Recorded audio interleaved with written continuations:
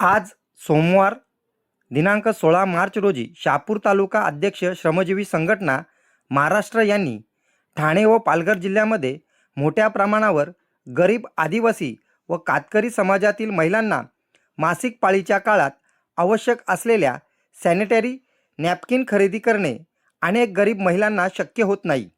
परिणामी अनेक महिलांना अस्वच्छ कापड किंवा इतर अपुऱ्या साधनांचा वापर करावा लागतो. त्यामुळे संसर्गजन्य आजार, त्वचा रोग, गर्भाशयाच्या संबंधित आजार तसेच इतर गंभीर आरोग्य समस्या निर्माण होण्याचा धोका वाढत असून ग्रामीण व आदिवासी भागातील महिलांना स्वच्छता व आरोग्याच्या मूलभूत सुविधांपासून वंचित राहावे लागते. या कारणास्तव शासनामार्फत रेशन दुकानामार्फत गरीब कुटुंबांना धान्य उपलब्ध करून दिले जाते. त्याच धर्तीवर रेशन दुकानावर गरीब आदिवासी व कातकरी महिलांना दरमहा मोफत सॅनिटरी नॅपकिन उपलब्ध करून देण्याच्या मागणीसाठी आज या मागणीसाठी शहापूर बस स्टँड ते शहापूर तहसील कार्यालयापर्यंत महिला सन्मान मोर्चा काढण्यात आला.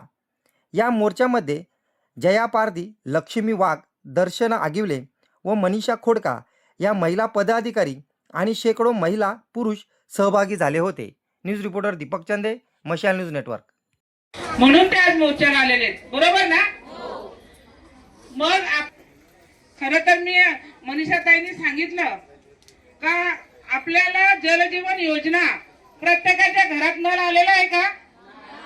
मागे आले का? मग सरकारने एवढी चांगली योजना, केंद्र सरकारची योजना चांगली राबवली, पण त्या कशासाठी राबवली? आपल्या घरात अजूनपर्यंत नळाने पाणी आलेलं नाही. मग आपण किती लागायचं आणि किती रस्त्यावर उतरायचं नळाने पाणी यावं, कारण आपल्याला योजना तर खूप चांगली दिली आणि ती 30 वर्ष टिकली पाहिजे अशी जलजीवन योजना दिलेली आहे. मनीषाताईंनी खूप चांगला एक मुद्दा सांगितला का आपण पाणी पिकवतो. आपल्या कुठं पिकवतो? पाणी पिकवतो ना आपण. आपल्या शहापूर मध्ये किती धरणं आहेत? 4 धरणांचं पाणी कुठं आपल्याला भेटतं का? नक्की भेटतंय? मग कुठं जातं पाणी? कोणासाठी? का मुंबईच्या बड्या लोकांना त्या पाण्यात पोहण्यासाठी?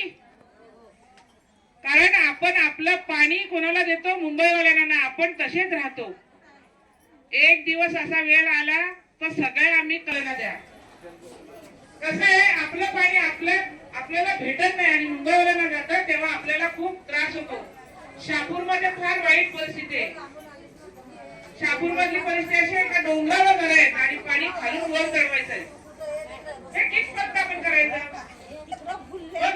महिलेला पुरुष जातो का?